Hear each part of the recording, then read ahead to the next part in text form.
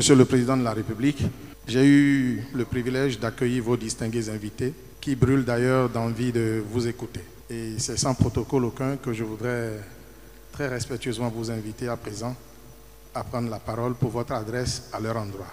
Bonjour tout le monde, bienvenue ici à la présidence.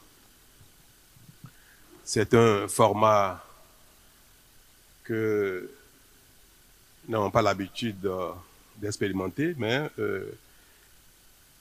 les domaines de la présidence nous permettent désormais de recevoir l'ensemble de la représentation nationale, les unes après les autres, ici même, dans la maison de la République. Je me réjouis de vous voir aussi nombreux présents à cette invitation. Ça va être assez convivial, je veux l'espérer, je le sens, je l'observe, en regardant les sourires que je perçois sur les visages de chacun.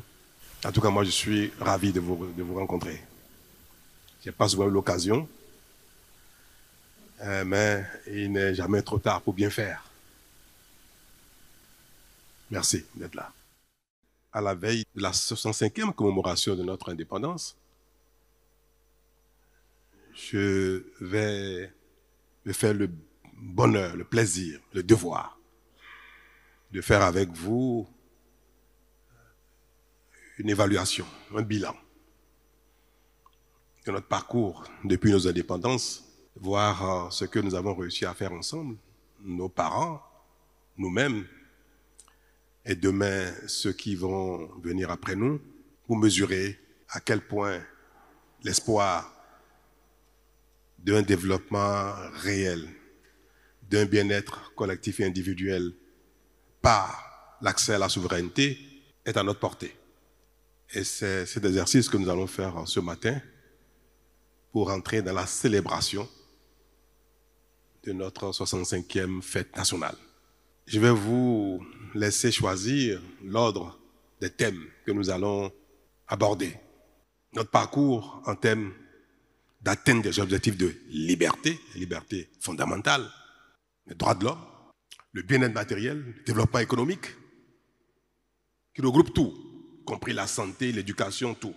Et puis, notre parcours en termes de démocratie, de modèle, pour choisir nos dirigeants, pour assumer donc la démocratie. Vous, la jeunesse. Vous qui êtes en quête de tout, même si depuis quelque temps, nous faisons les progrès qu'il faut, même si depuis 65 ans, nous faisons l'effort d'assumer nos responsabilités et d'atteindre pas à pas les objectifs que je viens de citer, nous sommes encore loin de satisfaire ces attentes-là, nous collectivement. Je vais vous laisser le choix de dire, vous voulez qu'on aborde quel thème en particulier, dans les détails, entre le bien-être économique, l'emploi, la santé, les infrastructures, nos besoins fondamentaux. On commence par ça, ou on commence par les questions de démocratie, ou on commence par les questions de droits de l'homme, des libertés fondamentales. C'est à vous de choisir. C'est vous qui allez, vous-même, vous les jeunes, assurer la police des débats. On commence par le premier thème que nous allons aborder. Je vais demander à madame, vous souhaitez qu'on commence par quelle thématique? Le bien-être économique, l'emploi, c'est ça? La santé, tout ce qui concourt au minimum que les jeunes attendent de voir. Vous voulez qu'on commence par ça? Qui est d'accord? Qui n'est pas d'accord? Tout le monde est d'accord? Ah, merci. Bien, nous allons donc aborder avec enthousiasme la convivialité cette question qui paraît la question la plus essentielle pour nous ici-bas, notre bien-être matériel. Toute chose qui pour nous, sinon de manière même générale, paraît primordiale par rapport à toutes les autres. Mais moi, je dirais quand même que les libertés fondamentales sont indispensables et sont préalables à toute chose. Mais néanmoins, quand on a peut-être le minimum où on peut aller et venir, on peut estimer que l'essentiel après, c'est notre bien-être matériel. nous avons donc accédé à la souveraineté nationale et internationale depuis 1960. Depuis lors, nous avons pris notre destin en main pour résoudre le problème de notre développement. La raison, l'objectif principal, la motivation essentielle, c'est nos libertés et puis le développement. Nous ne voulons plus travailler pour le bien-être de quelqu'un d'autre, nous travaillons pour notre propre bien-être nous-mêmes, notre communauté et chacun individuellement. La souveraineté acquise en 1960 avec que deux éléments fondamentaux en termes de quête. Quête de liberté et quête de bien-être. Et nous avons choisi un ordre politique semblable à celui du colon, la démocratie, pour satisfaire la quête, notre besoin de liberté, de développement. Donc depuis, nous sommes dans ce modèle de démocratie avec ses balbutiements. Et nous avons été dans ce modèle jusqu'à ce qu'il y ait plus de stabilité. Quelques années après, dans les années 72, avec l'arrivée du régime révolutionnaire, qui a dit trop c'est trop de pagaille. Nous ne sommes pas devenus indépendants pour instaurer de la pagaille. Une bonne démocratie devrait nous permettre de trouver les dirigeants capables d'impulser le développement, capables d'amener chacun à exploser en ses talents, à vivre de ses labeurs. Travailleur, courageux, déterminé, ambitieux, que chacun devrait pouvoir trouver son compte dans un pays en bonne dynamique économique. Et que l'État, désormais, assurerait ses fonctions essentielles. Et nous avons dit que le rôle de l'État, ce n'est pas de faire du commerce, ce n'est pas de faire de l'industrie, ce n'est pas de faire ceci, que les acteurs individuels sont capables de le faire par eux-mêmes si le pays est bien organisé, bien structuré, si les gens sont formés, sont en bonne santé.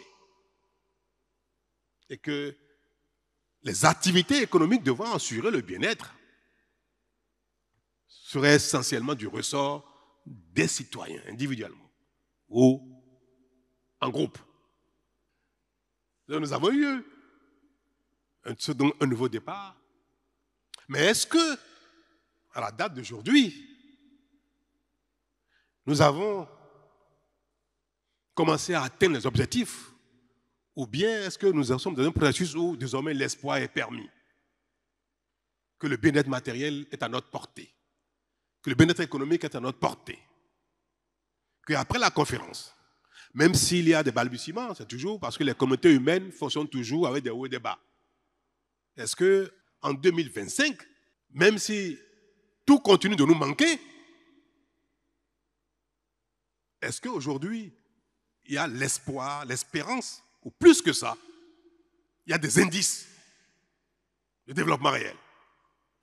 Terme de dire, nous aurons tous l'eau, nous l'aurons. C'est maintenant, ça y est, on sent qu'on va l'avoir. Nous aurons toute l'électricité, nous aurons tous des moyens de communication, les routes, les moyens modernes, l'Internet, le téléphone. La santé, ça commence à aller. La formation technique professionnelle, la formation générale. Un environnement économique qui permet à chacun de se développer. Un système bancaire qui fonctionne. Toutes choses qui sont aujourd'hui indispensables à l'éclosion ou au développement, à l'épanouissement économique. Est-ce que ces choses-là sont en train d'être mises en place dans un environnement différent? Ou mieux encore, est-ce qu'il y a des choses qui sont effectivement acquises? C'est important pour la communauté de faire ce genre de bilan pour mieux orienter notre état d'esprit. Parce que notre raison, notre expérience forge notre état d'esprit et forge nos stratégies, forge nos choix. Donc il est important de faire ces bilans de parcours depuis le début, depuis la société traditionnelle, l'ère coloniale, nos indépendances, l'ère révolutionnaire, l'ère de la conférence nationale, Puis l'ère qui date depuis environ une dizaine d'années où nous avons fait des réformes, nous avons essayé d'améliorer ce que nous avons convenu ensemble de faire au poste conférence nationale. Est-ce que faisant le bilan de tout ce parcours, nous pouvons dire aujourd'hui que non, le Bénin peut se développer. Le Bénin est en train de se développer, ou bien c'est vraiment pire qu'avant. C'est le débat que je souhaite qu'on fasse. Que devons-nous faire pour améliorer la courbe, ou bien pour infléchir totalement la courbe? Alors je vous donne la parole, mademoiselle ou madame. Je suis Soukale Ramziat de la commune de Kandi. Moi, mes impressions sont bonnes. J'aimerais que Kandi soit doté d'un stade départemental, parce que Kandi est le chef-lieu du département de l'Alibori.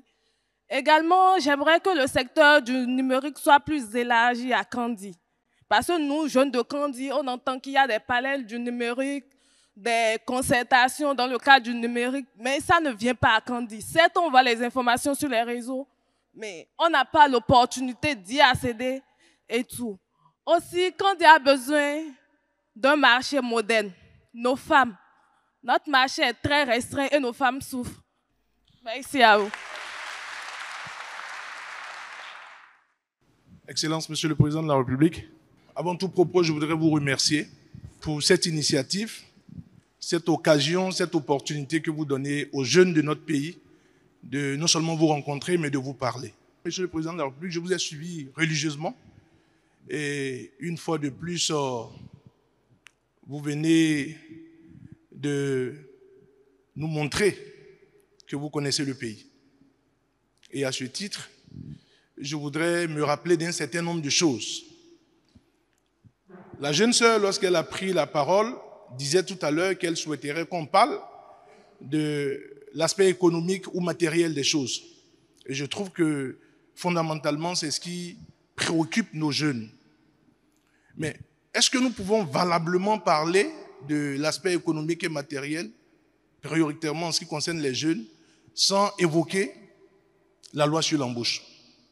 La loi sur l'embauche qui aujourd'hui, d'une manière ou d'une autre, je vais dire, canalise la question de l'emploi dans notre pays. J'ai lu, j'ai travaillé, je dirais, je ne sais pas si c'est un avantage, mais j'étais encore au Parlement lorsque cette loi a été votée. Et je me souviens, comme si c'était ce matin encore, je disais à ceux de votre majorité que c'est une loi qui va véritablement précariser l'emploi dans notre pays. Et je disais que les initiateurs de cette loi, lorsqu'ils ont travaillé autour de cette loi, ne se sont pas mis dans la position du plus faible. Ils s'étaient mis surtout dans la position de l'employeur. Cette loi ne favorise pas, ma foi, sans parti pris, l'éclosion de l'emploi dans notre pays et la pérennisation de l'emploi dans notre pays. Cette loi, d'une manière ou d'une autre, fragilise les chercheurs d'emploi. Cette loi ne donne pas de garantie fondamentale à celui qui cherche de l'emploi. Cette loi, en un seul mot, conforte la position de l'employeur.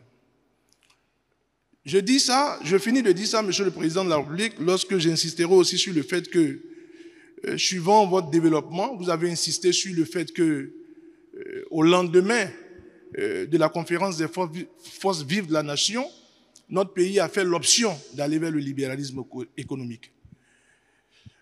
Le Bénin évolue dans une sous-région, dans un Conseil des Nations. Et lorsqu'on prend certains paramètres au niveau de la sous-région ouest-africaine, je pense que ces paramètres ne peuvent pas faciliter le fait que les jeunes aillent créer l'emploi et que l'emploi soit pérenne. Je prends un exemple, l'exemple du coût de l'électricité. Le coût de l'électricité pour un jeune qui veut se mettre à son propre compte, le coût de l'électricité ne peut pas permettre qu'il puisse avoir un emploi qui va durer dans le temps et un emploi d'une manière ou d'une autre qui sera rentable. Je prends le coût de l'Internet dans notre pays. Lorsque vous prenez un pays comme la Côte d'Ivoire, le coût de l'Internet en Côte d'Ivoire est bien plus abordable que le coût de l'Internet dans notre pays. J'ai pris l'électricité, j'ai pris le coût de l'électricité, j'ai pris le coût de l'Internet. Il y a encore d'autres paramètres qui, d'une manière ou d'une autre, pour un jeune qui vient de finir l'université, sans parler de l'adéquation entre la formation et l'emploi, et bien d'autres paramètres qui ne d'une manière ou d'une autre, ne facilite pas le fait que les jeunes puissent fondamentalement avoir de l'emploi. Le registre que vous avez choisi en prenant la parole, sans trop monopoliser la parole, c'était un registre de franchise. Et donc, j'ai bien voulu être franc sans forcément politiser la question. Parce que je crois que, à quelques mois de la fin de votre mandat constitutionnel, la meilleure chose que vous puissiez laisser à ce pays, c'est un pays dans lequel on puisse se parler. Un pays dans lequel on puisse se parler en s'ouvrant, un pays dans lequel on puisse se parler sans avoir peur.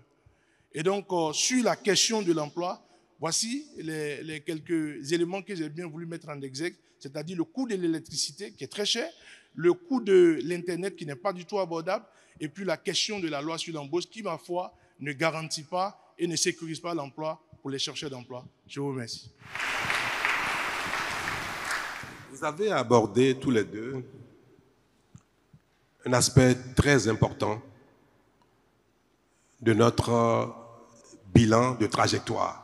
Et ça, j'ai bien appris, vous avez bien compris la manière dont je voudrais que le débat se fasse pour apprécier la trajectoire. Une loi fixe un cadre. Est-ce qu'une loi est bonne en matière d'emploi? Là, ça donne une idée de la trajectoire que nous visons et son analyse permet de savoir si en termes d'emploi, nous sommes sur le bon chemin ou non, tout au moins en ce qui concerne le cadrage. Et j'ai beaucoup apprécié cela. Maintenant, vous avez parlé des infrastructures qui sont nécessaires pour l'épanouissement et qui donnent également une appréciation des éléments structurels permettant que le commerce se développe, permettant que les jeunes s'épanouissent en matière de stade. Donc, ce sont des éléments effectivement structurels de notre trajectoire.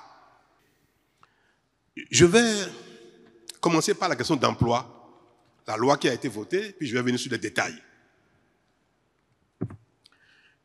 C'est vrai, nous avons au Bénin depuis toujours un déficit grave en termes d'offres d'emploi, que ce soit par le secteur public, que ce soit par le secteur privé. Qu'est-ce qu'il faut faire pour impulser la création d'emplois? Public, privé. Notamment privé, puisque nous avons choisi et n'avons pas remis en cause notre modèle de développement économique qui est le libéralisme économique. C'est le secteur privé qui, durablement, va créer le plus d'emplois possible dans la communauté béninoise. Que ce soit les emplois agricoles, travailler dans l'agriculture, l'élevage, la production végétale. Ce n'est pas l'État qui est le plus indiqué pour avoir une ferme, pour avoir un élevage, pour avoir une industrie agricole ou bien une agroéconomie. Ce n'est pas du tout l'État. Nous savons, ici, personne ne dira le contraire, que l'État est mieux indiqué pour avoir une ferme, que l'État est mieux indiqué pour avoir un élevage, que l'État est bien indiqué pour avoir une industrie de transformation, une dynamique agro-industrielle, même si depuis l'État impulse un peu directement ce secteur-là. Donc nous ne remettons pas en cause le fait que le secteur privé doit créer et est destiné et habilité à créer le maximum d'emplois durables. Durable, ça veut dire quoi? Et ça veut dire durable pour l'employé qui est employé dans l'économie ou durable pour le secteur. Une industrie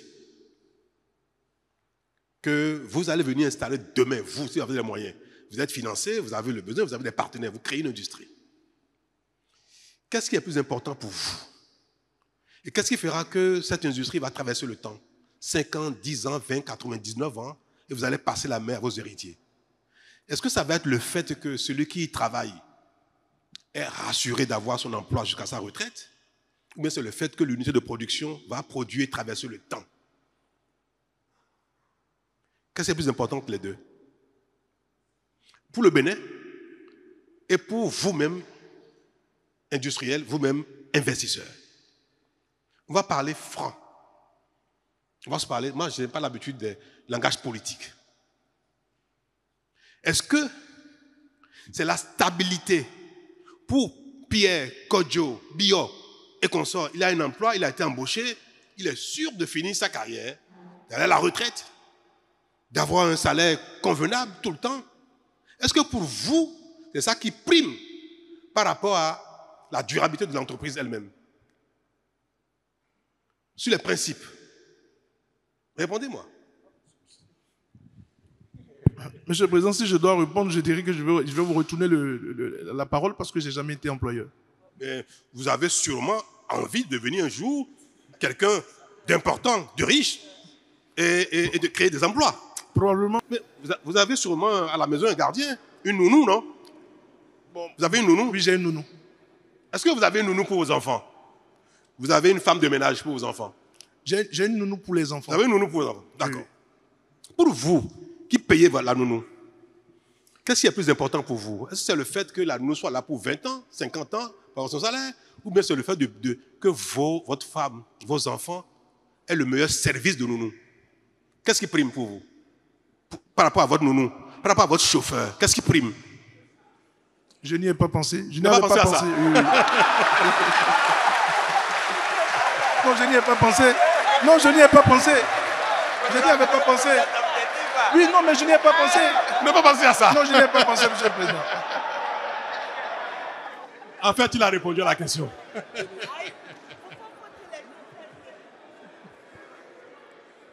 En fait, la réponse est gênante. C'est vrai. Pour un politique, la réponse est gênante. Et je vous concède ça. Ne répondez pas. Parce que si vous répondez, vous allez perdre des partisans. Vous allez perdre... Mais c'est vrai. C'est vrai. Et c'est la différence entre Patrice Talon et un acteur politique ordinaire normal. C'est la différence. Parce que le principe de fonctionnement des communautés, de fonctionnement de l'activité économique commerciale, si vous prenez des lois pour privilégier, là on parle cash, hein? On se parle cash.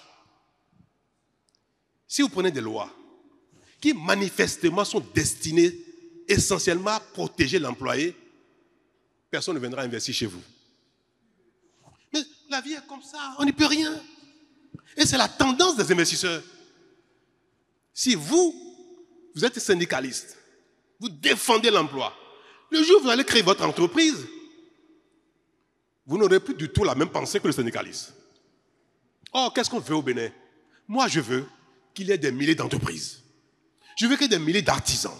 Je veux qu'il y ait des milliers de fermes. Je veux qu'il y ait des milliers d'élevages. Si ces entreprises, ces fermes sont au Bénin, ils vont plein des Béninois. Non, qu'ils soient au Bénin, pour moi, est déjà suffisamment satisfaisant. Comment on fait pour que les gens viennent investir? Pour que les gens, les autres investissent? Pour que les conditions leur donnent la totale liberté d'investir? L'argent ne sait pas travailler par lui-même. L'argent a besoin d'hommes pour travailler. Si l'argent vient, si l'entreprise est créée, si ce n'est pas Bio qui travaille, ce sera Jacques, ce sera Pierre, ce sera Kodjo. Quelqu'un travaillera dedans. Je veux que globalement, il y ait des millions d'emplois au Bénin. Alors vous me direz que oui, mais si on continue comme ça, les investisseurs vont utiliser les gens à leur payer rien du tout. De sorte que tout le monde sera des pauvres employés. C'est ça la question que ça appelle. C'est bon qu'il y ait des emplois, mais est-ce qu'il faut que des emplois où tout le monde soit de la misère? Pour que les employés n'aient rien du tout. Ça, c'est pas bon. Et en fait, et je vais continuer. Quand il y a l'emploi, qu'est-ce qui permet également à l'entreprise de traverser le temps? Si les employés ne sont pas satisfaits, s'ils ne sont pas contents, ils ne resteront pas. Si vous maltraitez votre chauffeur, si vous maltraitez votre nounou, si vous le payez mal, vous ne l'avez pas bien, si dans le pays, nous sommes dans un environnement dynamique où il y a des emplois partout, les gens cherchent des chauffeurs partout, cherchent de nous partout, elle partira, votre chauffeur partira également. Donc quand on crée l'environnement qu'il faut, cet environnement oblige même les uns les autres à être performants en termes de conditions de travail. Donc, ce qui permet de résoudre le problème de la durabilité, du confort de travail, c'est encore si l'environnement est suffisamment dynamique et a créé beaucoup d'emplois. Plus il y a d'emplois, plus il y a une compétition entre les employeurs. Est-ce que vous comprenez ça? plus il y a d'offres d'emploi, plus on fait la cour aux gens pour venir travailler.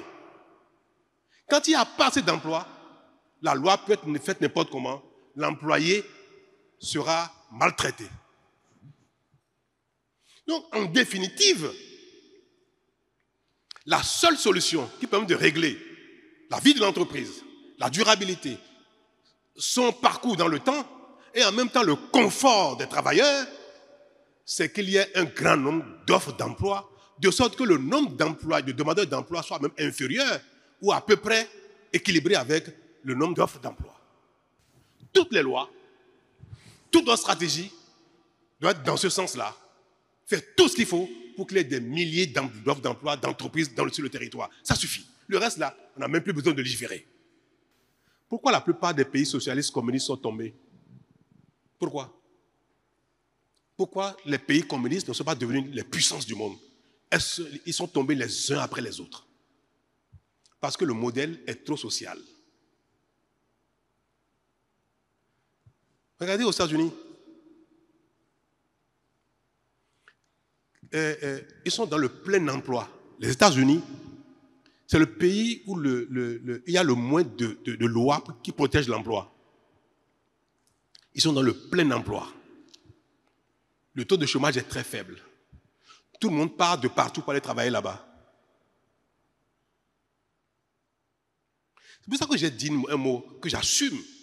Je dis, je préfère déréguler l'emploi pour créer des emplois que de réguler l'emploi pour n'en créer point. Les textes ne nous serviront à rien s'ils sont beaux, extraordinaires, protègent socialement les gens, mais en face, il y a zéro offre d'emploi. Moi, j'ai à cœur de faire travailler les jeunes. J'ai à cœur de créer un environnement dans lequel il y a de l'emploi pour les uns et les autres.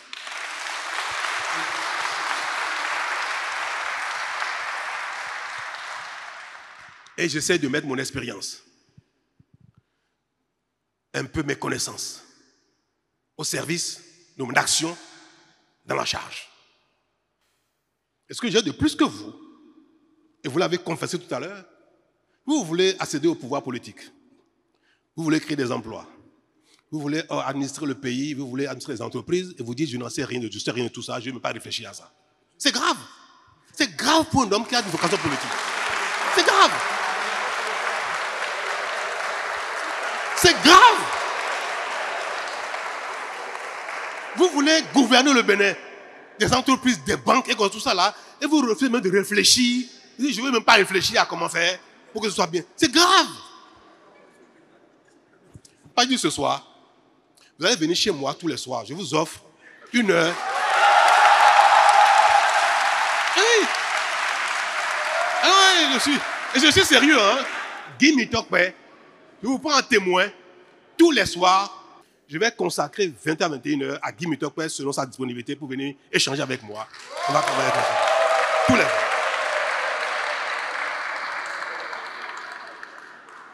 Parce que c'est mon ami. Ah oui, c'est mon ami. Ah, il fallait venir avec lui. Vous voulez que je livre quelques-uns de nos secrets? Vous voulez? Je peux parler de nos secrets?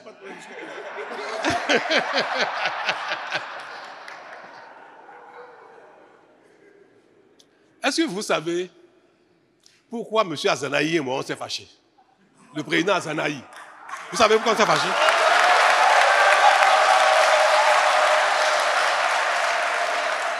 Vous savez que c'est son ancien patron? Vous savez? Ok. Azanaï, c'est un ami à moi. C'est un frère. Jusqu'à là où je vous parle, c'est un frère. Je souffre de nos différends. Je peine du fait que je ne le vois plus, Azanaï. Et j'espère même quand je vais quitter la charge, dès le lendemain, on se verra lui et moi, on va s'embrasser à nouveau. J'espère. Gouverner, c'est très difficile. Diriger, c'est très difficile. Et comme les jeunes, vous êtes acteurs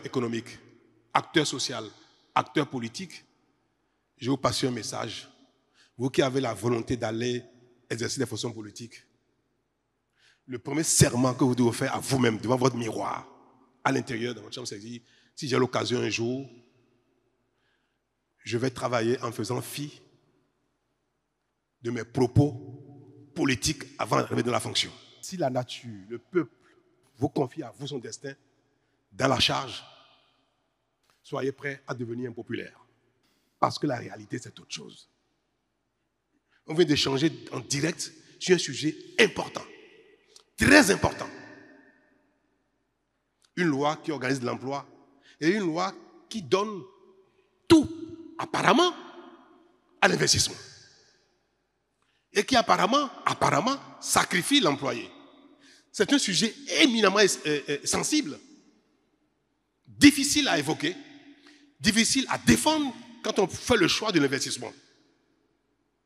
Parfois, il y a des choses que jamais la masse ne comprendra. Vous avez beau avoir le don de la conviction, le don de l'éloquence, vous avez les mots qu'il faut en général, il y a des sujets que vous ne parviendrez jamais à faire comprendre ou à partager avec le grand nombre. Jamais. Et pourtant, il faut pouvoir les mettre en œuvre. Si j'ai un héritage à vous laisser, c'est celui-là. Avoir le courage des actions pertinentes, utiles, nécessaires, quand bien même elles sont impopulaires, quand bien même elles ne sont pas susceptibles d'être comprises en son temps.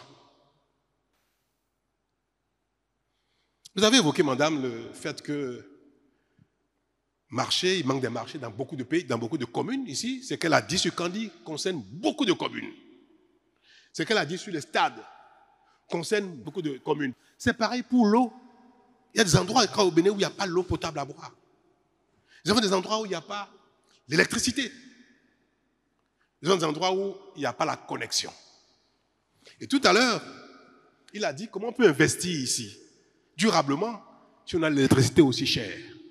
Comment on peut créer son entreprise, son salon, son atelier pour avoir des équipements qui consomment de l'énergie et l'énergie devient l'essentiel de votre intrant. Et au prix où est l'électricité, vous ne serez pas compétitif. Vous n'allez pas pouvoir produire et vendre de la sous-région. C'est une réalité. Mais, chers amis, le Bénin n'a pas de pétrole, on n'a pas de diamant, on n'a pas de bois.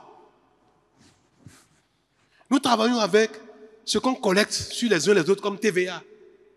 Et je l'ai dit plusieurs fois. Le chapeau que vous portez, quand vous l'avez acheté, il y a eu la TVA dedans.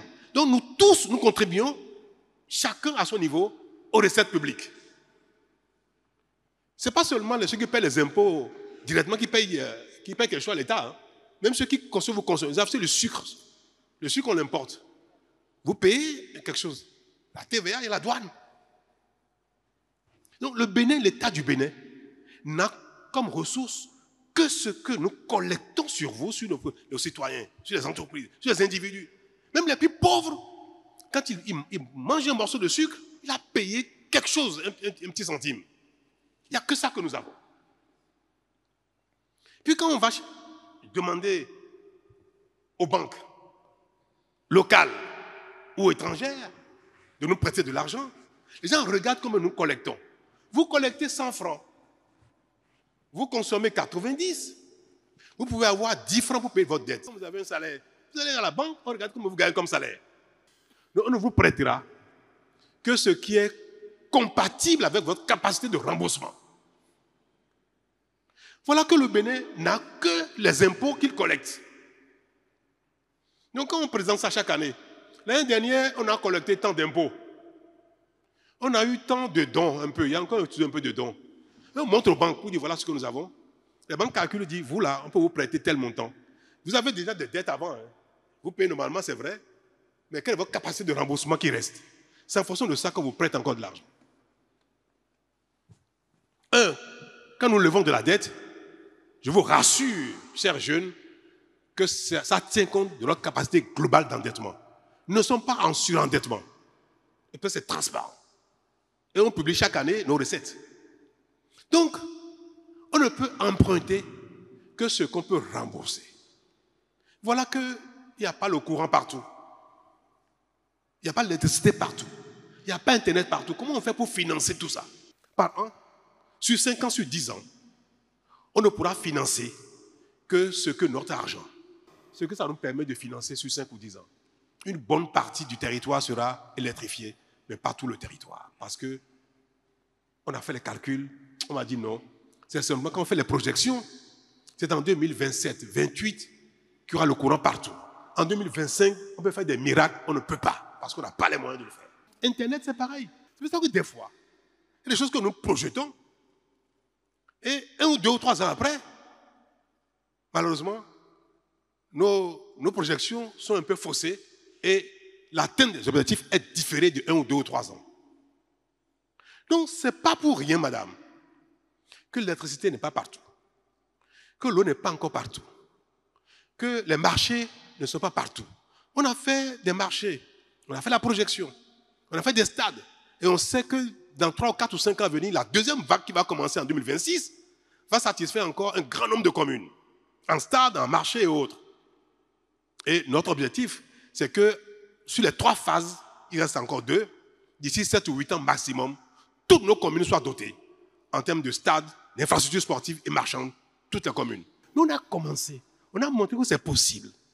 Regardez le nombre de marchés qu'il y a, et ça donne envie. Le nombre de stades qu'il y a, ça donne envie.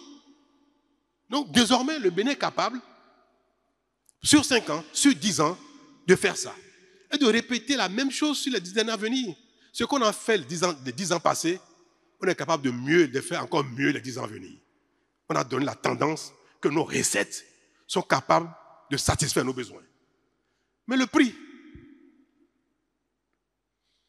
quand vous allez emprunter pour construire une centrale électrique, pour faire des lignes, mais il faut rembourser avec quoi? Une partie des impôts, si on veut subventionner, et une partie avec le prix que payent les consommateurs. Donc l'électricité, le prix de l'électricité, c'est exclusivement lié aux besoins d'investissement financier que nous faisons, à l'entretien des équipements et au coût d'exploitation, au salaire, des temps et consorts. Donc quand on fait les calculs, on divise par le nombre de kilowattheures qu'on produit, le nombre d'abonnés qu'il y a, on regarde combien chaque kilowattheure doit être vendu. Sinon, vous allez investir partiellement, vous n'avez pas payé votre dette et vous ne pouvez plus investir pour la suite. Si vous ne payez pas la dette, vous n'aurez pas de financement pour faire le reste. Donc pendant qu'on fait une partie, on doit montrer qu'on paye les dettes. La phase 2, vous nous prêtez pour faire le reste. Donc, nous avons eu tort d'avoir été en retard.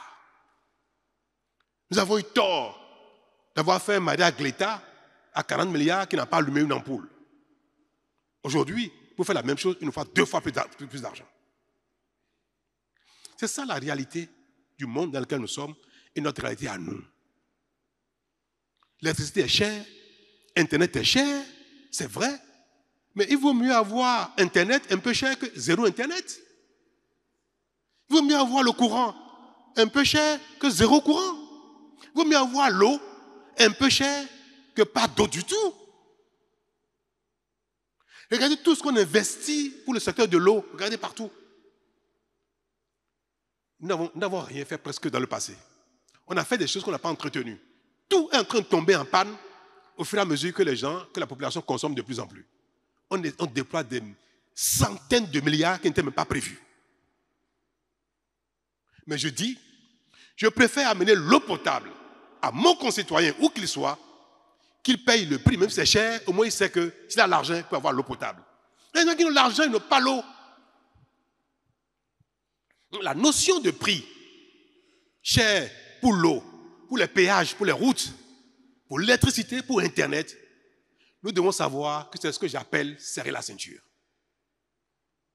Serrer la ceinture, ce n'est pas le fait que quelqu'un ne soit pas payé de son argent, de ce qu'on lui doit, de son salaire, qu'on en prenne à quelqu'un plus qu'il n'en faut.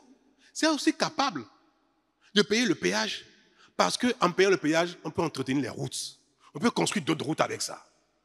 En payant l'électricité, même si c'est un peu cher, ça nous permet d'avoir le courant, de l'amener plus loin pour les autres qui n'ont pas encore de courant et d'améliorer la qualité du courant. Payer l'Internet un peu plus cher, ça nous permet d'avoir la qualité qu'il faut et aussi d'envoyer l'Internet partout dans le pays. Parce qu'il faut de l'argent pour le faire.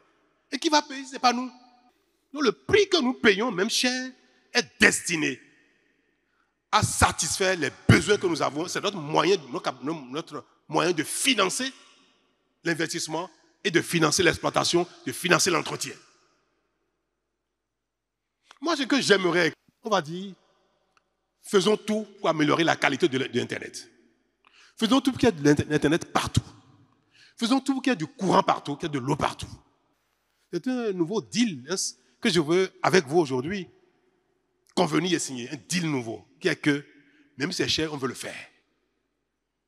Même si c'est cher, le Bénin veut avoir l'Internet partout. Même s'il est cher, le Bénin veut avoir le courant partout. Mais c'est ça l'indépendance. C'est ça la souveraineté. C'est ça. Nous ne pouvons pas dire, on est content d'être indépendant. 65 ans d'indépendance et continuer de tendre la main à ceux qu'on a chassés. L'indépendance, c'est payer de sa poche.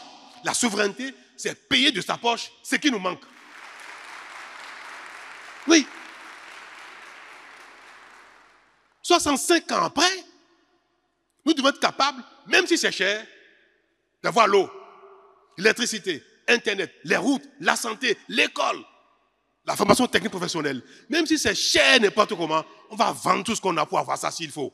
Parce que c'est important pour nous. C'est nous-mêmes qui devons financer ça. Et si on ne le fait pas, on n'aura jamais.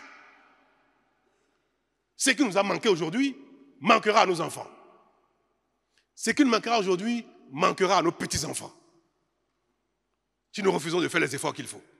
Ça va limiter notre développement de notre entreprise, de notre PME, de notre atelier, ça va limiter le développement. Mais si on réussit à le faire en qualité, et que aussi le courant va partout dans les plus petits villages, les gens ne seront plus tenus de venir à côté de nous travailler parce qu'eux aussi ils ont le courant là-bas. Et je vais me développer moins parce que je peux être le courant. Et mon enfant, mon frère qui est au village, il va lui aussi se développer. Parce que j'ai payé cher le courant, mais ça a permis de lui amener le courant à lui aussi. Il va se développer. C'est ça, la dynamique communautaire. C'est ça la souveraineté. C'est ça l'indépendance. C'est ça la souveraineté. Est-ce que 65 ans après, nous sommes sur la bonne voie pour satisfaire tous nos besoins, avec nos efforts, avec nos salaires, même si c'est dur. Il faut chanter souveraineté, indépendance, fêter, danser pour ça, alors que ce que ça signifie, ce que ça traduit, nous nous éloignons de ça tout le temps. Nous ne faisons aucun effort. Mais ce qui est important aussi de faire, c'est de veiller à ce qu'il n'y ait pas de corruption. Si on prend vos impôts, on prend les dettes, et qu'on les détourne, on les bouffe, on en fait n'importe quoi, ça c'est grave. Donc la souveraineté, c'est tout ceci, instaurer la bonne gouvernance par les gouvernants. Ceux à qui on a confié le pays, ils doivent être capables de gérer avec responsabilité, sérieux, rigueur, sans détourner.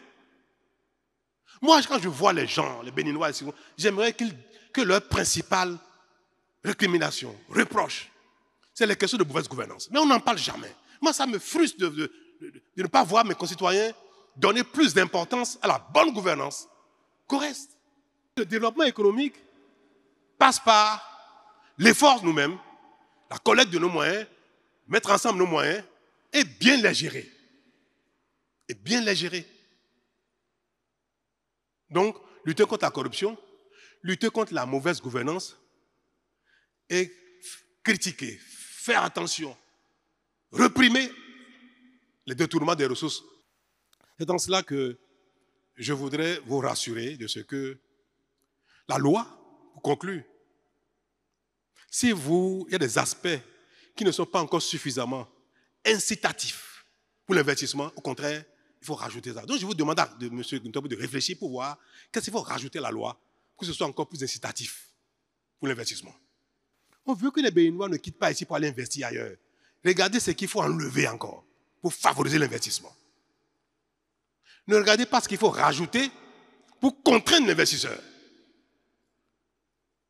Pour que l'investisseur se dise, dans la salle, il y a des gens qui ont leur propre PME, qui ont leur atelier eux-mêmes, qui ont leur industrie, qui ont leur business eux-mêmes. Vous, n'est-ce pas? Est-ce qu'on se sépare facilement d'un employé, d'un collaborateur qui est bon? Jamais. Quelqu'un dit jamais. Vous avez entendu? L'entrepreneur, l'investisseur ne se sépare jamais de son employé qui est bon. Même s'il est capricieux, l'employeur fait tout pour le satisfaire. Et ça, c'est une donne importante. Les entreprises, les fermes, les PME, l'atelier, celui qui a son salon de coiffure. S'il y a une coiffeuse qui est là, qui est très bon, elle a la dextérité, tout le monde vient et on veut que ce soit elle qui coiffe. Cet employé-là, la patronne fera tout pour la garder, même si elle est capricieuse. Même si des fois elle vient en retard, elle va faire comme si elle n'a pas vu. Oui. Ce qui sécurise l'emploi, c'est la qualité de l'employé. Ce n'est pas les tests pour le protéger, c'est la qualité. Et ce qui fait le développement, c'est la qualité des prestations. Pour se développer, que chacun soit bon, il sécurise sa place. Celui qui n'est pas bon, c'est lui, on ne se sépare pas facilement de lui. Notre souveraineté, notre développement passe par le sérieux, la rigueur, l'investissement et des lois qui favorisent tout ça. Et que si chacun veut lire avec attention ces lois-là, veut faire des critiques sur ces lois, veut faire des propositions d'amélioration, il faut qu'on ait ça à l'esprit.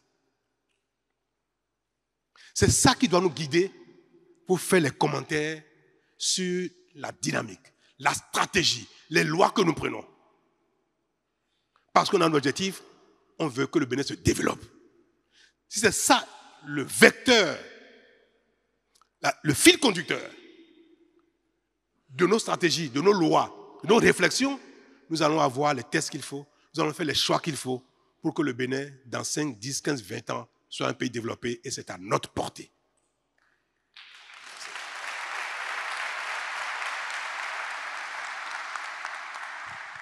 Je m'appelle Ghislain Assogba.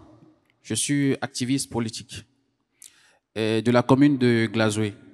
Monsieur le Président, si l'histoire honore les grands bâtisseurs comme vous, elle glorifie davantage les gouvernants qui écoutent. Les jeunes aujourd'hui ne voudraient plus simplement qu'on parle d'eux. Ils souhaiteraient qu'on parle avec eux. C'est pourquoi, Monsieur le Président, je voudrais, ou je dirais, nous vous sollicitons pour la mise en place d'un cadre formel et permanent de dialogue entre les jeunes et les gouvernants, en remplacement de l'organe consultatif de la jeunesse qui a été supprimé depuis quelques années, je pense. Parce que vous l'avez reconnu tout à l'heure, la jeunesse, c'est une catégorie de personnes qui manquent presque de tout. Il faudrait donc un cadre formel avec la jeunesse pour vous faire parvenir de temps en temps et vous aussi nous éclairer sur ce que vous faites. Aujourd'hui, la loi permet d'avoir plusieurs emplois que quelques opportunités figées. On est tous d'accord sur cette tendance. Ce que les jeunes soulignent, c'est la nécessité, c'est le besoin de stabilité et de sécurité professionnelle. Et c'est ça que vous avez développé tout à l'heure. Bonjour à tous. Je suis Nathanaël Mitokwe. Et c'est avec une fierté immense que je suis ici aujourd'hui pour prendre la parole en tant que jeune béninois de la diaspora. Je tiens dans un premier temps à saluer votre vision, votre leadership, qui aujourd'hui inspire une nouvelle génération de Béninois et qui aujourd'hui nous aide à croire à un Bénin fort, ambitieux et digital.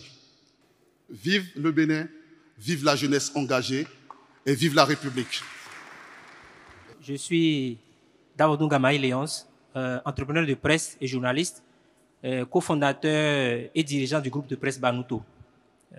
Voilà. Alors j'ai deux questions, Monsieur le Président. La première, de votre projet de société au PAG2, en passant par le PAG1, quelles sont les promesses faites aux Béninois que vous regrettez de n'avoir pas pu réaliser, alors que nous sommes à 10 mois de la fin de votre mandat? La deuxième question, qui est sous-jacente à la première, quel est le projet qui vous tient le plus à cœur, que vous craignez ne pas pouvoir réaliser avant le dernier dimanche de mai 2026. Merci. Léa Glidja, activiste. Monsieur le Président, merci pour cette explication sur l'emploi, parce que c'est une inquiétude pour nous tous ici, de ceux qui sont de la mouvance comme des opposants. Nous vous remercions sincèrement parce qu'aujourd'hui, on a vraiment compris que ce n'était pas contre nous, mais c'était pour nous. Merci. Je voudrais vous demander, nous sommes à la porte de 2026. Faites-nous la confidence de qui va vous remplacer, qui peut oser comme vous. Je voudrais à nouveau saluer la pertinence des questions qui ont été posées. Et je vais répondre sur la question que je trouve primordiale. C'est-à-dire, quel est mon regret, qu'est-ce qui fait l'objet de mon insatisfaction aujourd'hui, que je n'ai pas réussi à faire, ou bien qu'on n'a pas réussi à faire et que, à la fin, dans quelques mois, peut-être que j'aurais souhaité que cela puisse être fait, ou bien qu'est-ce qui ne sera pas fait avant la fin du mandat. Il y a quelque chose de fondamental qui me frustre parce que nous n'avons pas réussi à mettre en œuvre comme j'aurais voulu. Et c'est pour cela que dans mes prières, je dis que Dieu me donne longue vie pour que je vois certaines choses se réaliser. C'est la formation technique professionnelle.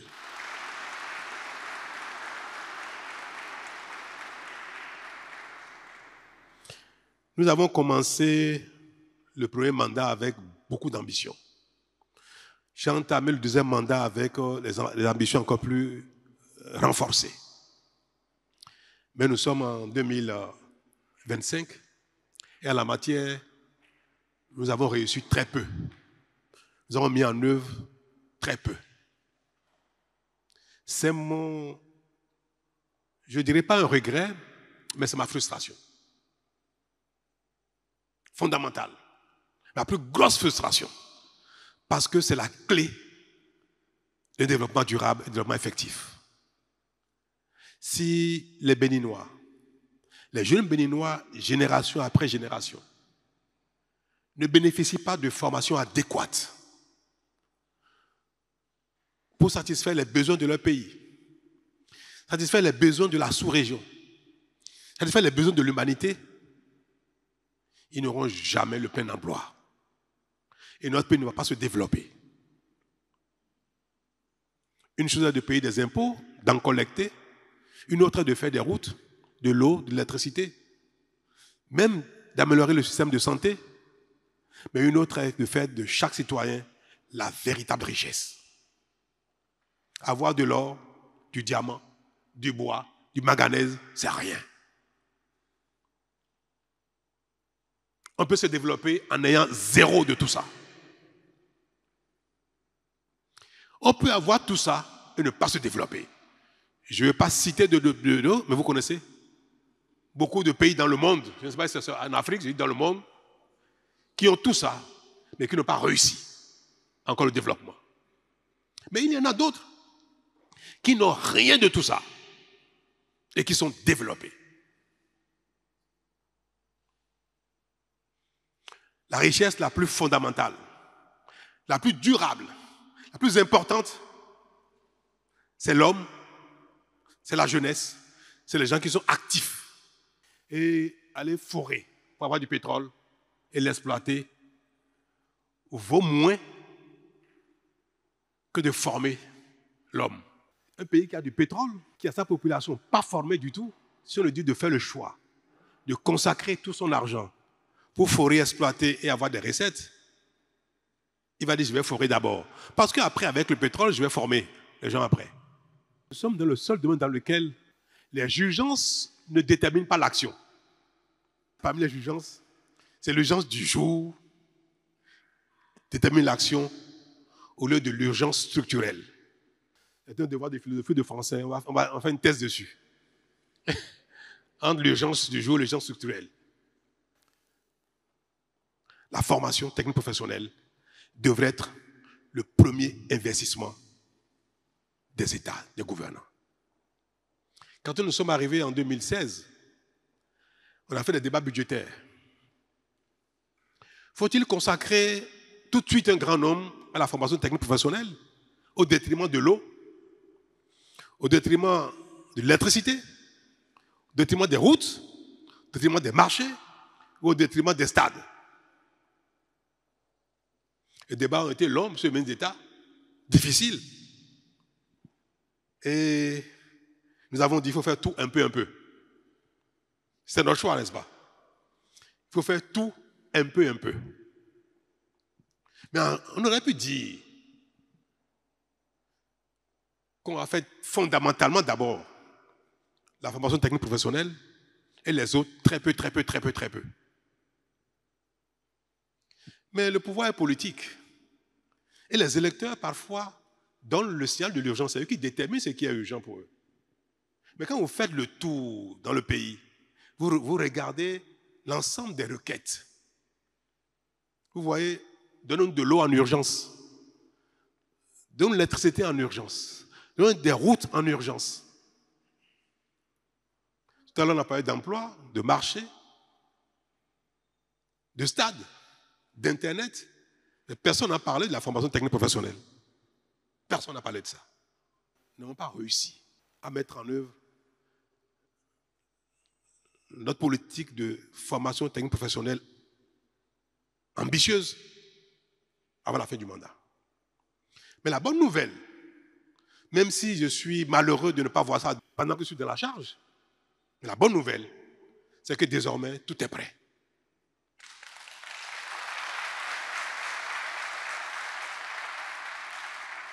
Et vous avez dû voir qu'on a commencé à lancer les appels d'offres. Construire une soixantaine, la phase 1, c'était au début, on avait dit une centaine.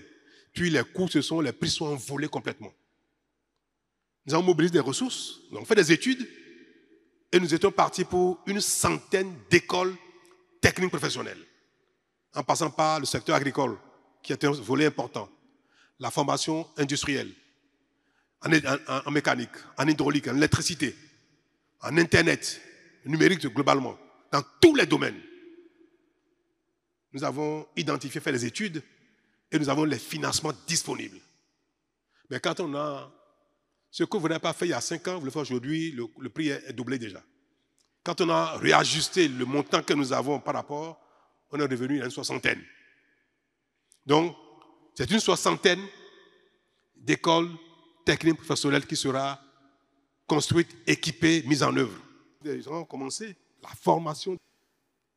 Les entreprises, les appels d'offres sont en cours, d'autres vont suivre.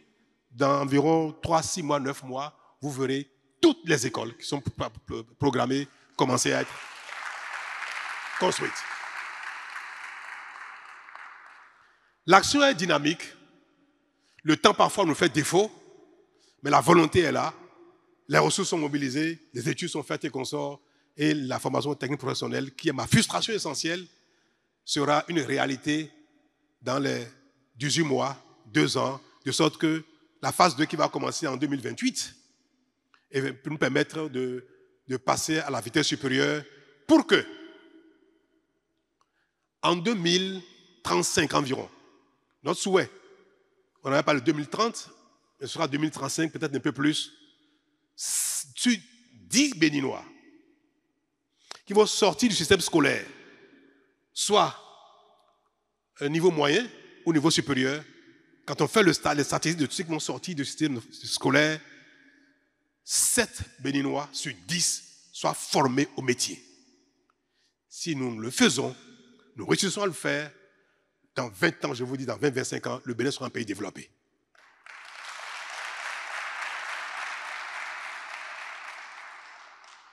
Et ça, vous comprenez pourquoi je prie. Dieu de me donner une longue vie. J'aimerais voir ça de mes yeux.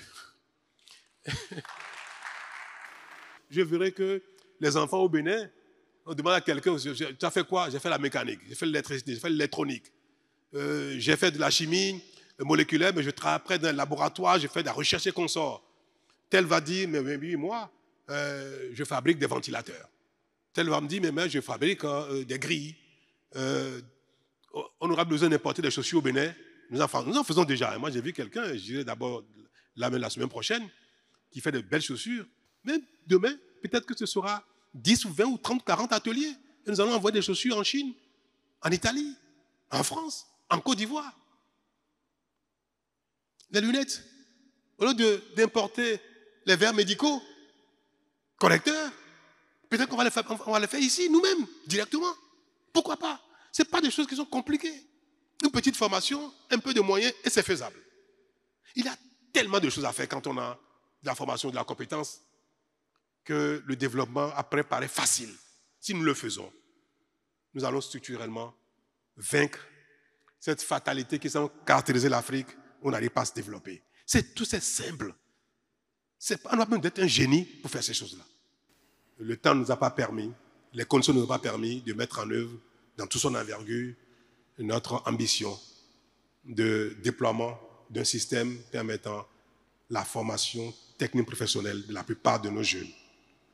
De sorte que nous ayons au moins 70% de nos jeunes qui soient formés au métier pratique. Mais j'ai aussi donc le bonheur de vous dire que ça y est, on y est arrivé enfin dans la mise en œuvre. Et je veux souhaiter que cela soit pour vous tous le symbole de ce que, si c'est vrai, si c'est réel, comme je le dis, et qu'on va commencer à le voir bientôt, parce que nous n'inaugurons pas les choses, malheureusement. Sinon, les constructions des centres techniques, des lycées, des écoles, si on voulait faire comme entre-temps, on va faire plein de lancements de travaux, pose de petits de pierre pour que vous voyez de vos yeux. Mais rassurez-vous, et vous savez que je ne dis rien juste pour faire plaisir, c'est fait. Ça y est. La formation technique professionnelle sera une réalité dans notre pays à partir des 18 mois à venir, de manière massive. Même si on a déjà fait des choses qui sont déjà en cours, mais l'envergure, elle sera atteinte dans 18 mois, dans 2 ans, pour de bon. Un cadre formel d'échange avec les jeunes. Comme tout à l'heure, j'avais dit, ce n'est jamais trop tard pour bien faire, pour instaurer ce qu'il faut faire. J'ai commencé les échanges avec les élus locaux, les élus communaux, et je le suis avec la jeunesse ici même. Ces lieux ne servent qu'à ça. Ceux qui ont construit ce palais, ces bâtiments dans les années 60, ont bien pensé. Ils ont doté la présence d'endroits de rencontre avec le peuple. La salle qui a s'appelle la salle du peuple. Depuis longtemps, nous avons rompu avec ces principes-là. À nouveau, c'est instauré. Le lieu est convenable. Je fais ainsi obligation à celui qui va venir de continuer.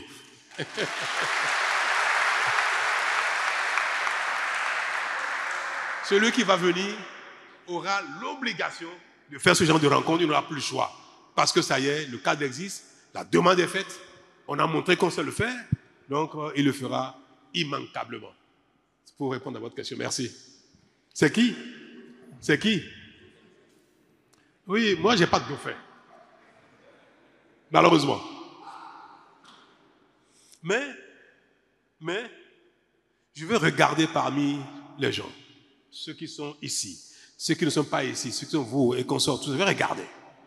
Et puis je vais dire, mais comme j'ai des amis, j'ai des parents, j'ai des voisins, j'ai les Béninois, les concitoyens, et il y a moi-même aussi. Je veux que le Bénin, demain, me donne du bonheur, du plaisir, plus que j'en ai connu même dans le passé. Donc je vais être attentif à ceux ou celui qui sera capable de faire encore mieux que moi. Moi, mon seul paramètre, c'est qui d'entre vous sera capable de faire mieux que ce que nous faisons actuellement. Parce que j'ai dit une chose, le meilleur est à venir.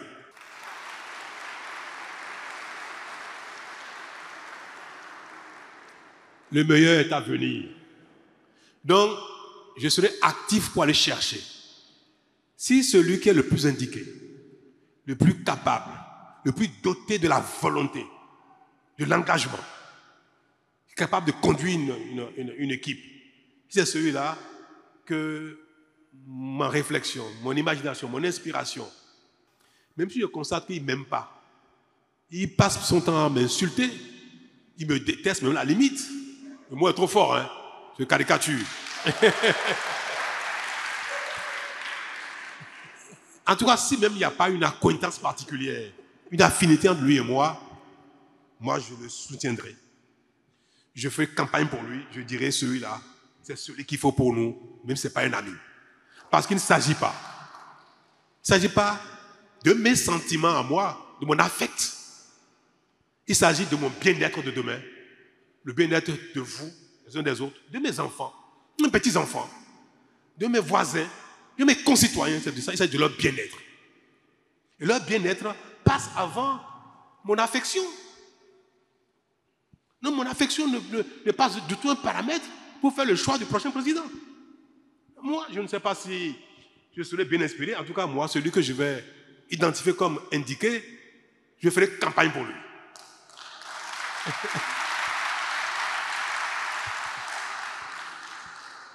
Alors, c'est ça qu'on appelle le dauphin. Je ne sais pas. En général, le dauphin, ce n'est pas tellement ça. C'est celui qu'on tient, qui est proche de vous, qui est votre ami, qui est protégé, et que vous voulez promouvoir quoi qu'en soit. Moi, je dis, si quelqu'un là-bas ne m'aime pas, mais je vais voter pour lui, s'il faut l'appeler dauphin aussi, je ne sais pas. Si c'est ça un dauphin, alors j'accepte le mot. Mais voilà ce qui va me motiver, moi, pour faire mon choix de demain, parce que je veux un pays encore mieux gouverné, meilleur celui d'aujourd'hui, parce que nous aspirons tous à ça. Davantage demain qu'aujourd'hui. Et nous allons faire ce serment aujourd'hui. On ne va pas choisir le prochain par affect, par affection, par sentiment. C'est pour l'efficacité. Est-ce qu'on est tous d'accord? Merci. Monsieur le Président, je suis Nadia Okumosu. Sauf à être de mauvaise foi, je pense qu'aujourd'hui, en République du Bénin, plus personne ne peut nier votre bilan élogieux 9 ans après. En tout cas, pas moi. Pour rendre hommage à vos efforts, Monsieur le Président, vous permettrez que j'évoque 3 anecdotes.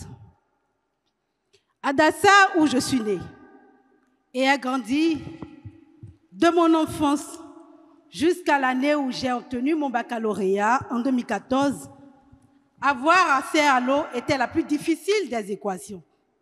Chaque matin, nos parents nous réveillaient à 5 heures et nous marchions sur des kilomètres vers les ras-points d'accès à l'eau devant lesquels nous faisons des queues interminables. Mais aujourd'hui, grâce aux infrastructures modernes érigées par votre gouvernement, les villes de Savé, Dassa et Glazoué ont un accès stable et durable à l'eau potable, et ce, même pendant les saisons sèches. Il ne sera vraiment pas juste de passer cela sous silence. Deuxième anecdote. Alors, lorsque nous avons finalement quitté Dassa pour Cotonou, le sort a voulu, ma jumelle et moi, que nous nous installions à Akogbato. À l'époque, en 2014, le pont qui reliait Akogbato à Agla petit à petit 2 était dans un état monstrueux et submergé à la moindre pluie. Un jour de l'an 2017, ma jumelle et moi, alors que nous nous rendions à une réunion politique, habillés tous deux en blanc, nous avons été renversés dans l'eau. Et ce, même malgré les efforts déployés par le ZEM pour éviter cela. À l'époque, alors que tous les politiques dans le littoral nous disaient qu'il n'y avait pas de solution pour cette voie, Monsieur le Président, vous avez relevé ce défi. Et ces 2 quartiers aujourd'hui sont reliés par une voie bitumée et un pont qui renvoie dans un passé lointain la souffrance des populations. Troisième et dernière anecdote, écolières et collégiennes, nos parents manquaient du minimum. Et il arrivait que nous nous rendions à l'école et que nous y revenions le ventre clos. Mais aujourd'hui, grâce au programme de cantine scolaire instauré toujours par votre gouvernement, en 2017, environ 1 million d'enfants arrivent à avoir accès à un repas chaud à l'école par jour. Monsieur le Président, j'ai choisi ces 3 exemples à titre anecdotique pour vous savoir gré de tout ce que vous avez accompli pour la nation béninoise. Je vous remercie. Merci. Je suis Kabirou Adjara, défenseur des droits humains, surtout des personnes handicapées en République du Bénin. Je tiens d'abord à vous dire un sincère merci. Merci parce que vous avez changé l'histoire des personnes handicapées en République du Bénin. Par le passé, les personnes handicapées sont discriminées, marginalisées, mais depuis 2017, où nous avons la loi qui protège et promeut les droits des personnes handicapées, cela a changé. En 2023, vous nous avez offert les 5 décrets d'application de cette loi qui protège et promeut les droits des personnes handicapées. Je tiens à vous dire sincèrement merci. Merci parce que vous avez considéré les personnes handicapées comme des personnes, pas des personnes entièrement à part, mais des personnes à part entière dans la société béninoise. Cela est à votre actif. Je profite de l'occasion pour poser quelques préoccupations, voire doléances. De façon générale, quand nous prenons la commune de Savet, où se trouve la Sucobé, cette société ne fonctionne plus depuis un certain temps. Je ne sais pas s'il y a encore possibilité avant la fin de votre mandat de penser à l'ouverture de cette société qui nourrit près de 13 000 hommes. À part cette préoccupation, je profite aussi de l'occasion pour parler des personnes handicapées. C'est vrai, nous avons la loi, nous avons les 5 décrets d'application, mais il reste encore quelques difficultés sur le terrain. Je prends le cas des AME. Ils ont composé, les personnes handicapées ont composé comme tout le monde, mais après déploiement, on constate que les personnes handicapées sont laissées pour compte, surtout les personnes qui portent un handicap visuel, parce qu'on se dit c'est peut-être complexe. Pourquoi ça? Si on peut aussi penser à cette couche, ça me fera beaucoup plaisir, parce que d'abord, dans nos centres spécifiques, on constate que ces personnes-là, après leur formation, sont laissées dans la nature et ne peuvent même pas exercer dans les centres spécifiques où ils ont été formés. La dernière préoccupation ou doléance que j'ai à faire, Monsieur le Président, c'est par rapport à la politique. Aujourd'hui, vous nous avez accompagnés avec la loi sur le plan administratif. Pourquoi ne pas nous aider aussi sur le plan politique? Ce n'est pas encore ça, nous ne sommes pas encore pris en compte et ça nous fera plaisir d'être pris en compte sur le plan politique. Pourquoi pas des nominations dans des ministères sectoriels nous concernant et même dans les autres ministères, parce que nous aspirons, nous voulons aussi contribuer au développement du pays, pas simplement consommer, pas être des consommateurs, mais montrer que nous pouvons aussi contribuer au développement de notre nation en passant par ces nominations. Et la dernière, pour totalement finir, c'est le certificat médical de handicap, parce que vous avez sorti la carte d'égalité de chance qui est partagée, distribuée dans tout le Bénin. Mais après la note officielle sortie par le ministre Benjamin Onkpati pour désigner les médecins en chef qui doivent établir ces certificats médicaux, figurez-vous que le montant n'est pas uniforme partout, sur toute l'étendue du territoire national, pour des certificats à délivrer pour des personnes handicapées pour l'obtention de la carte d'égalité de chance. Si possible aussi, carrément rendre ces certificats médicaux gratuits pour les personnes handicapées. Monsieur le Président de la République, je m'appelle Ader Dossou, je suis web activiste. Vous avez posé une question. Est-ce que la courbe est bonne? Est-ce qu'aujourd'hui, l'espérance subsiste au sein de la jeunesse? Je voudrais, dans un premier temps, me hasarder pour répondre à cette question en vous disant, Monsieur le Président, la courbe est bonne. Par rapport à ce que nous voyons, par rapport à ce que nous touchons, par rapport à ce que nous sentons, je voudrais vous dire, oui, vous avez permis durant cette décennie à la jeunesse que nous sommes de rêver et de rêver très grand.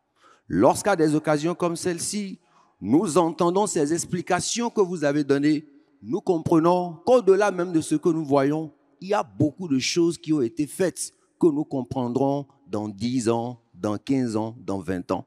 Mais ceci dit, Monsieur le Président de la République, dans quelques années, dans quelques décennies, lorsque nos enfants et leurs petits-enfants à eux jetteront un regard sur le passé, quelles sont les dispositions que nous prenons pour qu'ils puissent voir que les efforts que nous avons consentis durant la décennie qui est en train de s'achever n'ont pas été vains. Sur le vaste chantier des réformes courageuses que vous avez entreprises et mises en œuvre, que nous reste-t-il à faire? Et pour les jeunes que nous sommes, quelle est votre adresse par rapport à ce chantier? Je vous remercie. Monsieur le Président de la République, cher papa, permettez-moi d'abord de vous exprimer ma profonde gratitude pour cette occasion que vous nous avez offerte, nous, jeunesse béninoise. Ce geste fait partie des signes d'ouverture, c'est vrai, mais c'est aussi un signe d'un père de famille. Un père de famille qui a en souci l'avenir de ses enfants. Je suis Thibaut Ogou, président du mouvement Alliance Conclave de la Jeunesse. Je suis un jeune béninois qui a subi en 2021 l'épreuve de la détention. C'est vrai, c'était une période difficile, certes, mais ça m'a transformé. Ça m'a appris beaucoup de choses. Ça m'a amené à peser la portée de mes choix et à me renforcer dans mes convictions citoyennes. Si je suis devant vous aujourd'hui, c'est avec l'humilité et la peau d'un fils, d'un enfant. Parce que j'ai vu tout à l'heure que vous étiez dans la joie quand vous avez vu que c'était une jeunesse qui était devant vous. Ça veut dire que ce sont vos enfants. Cher papa,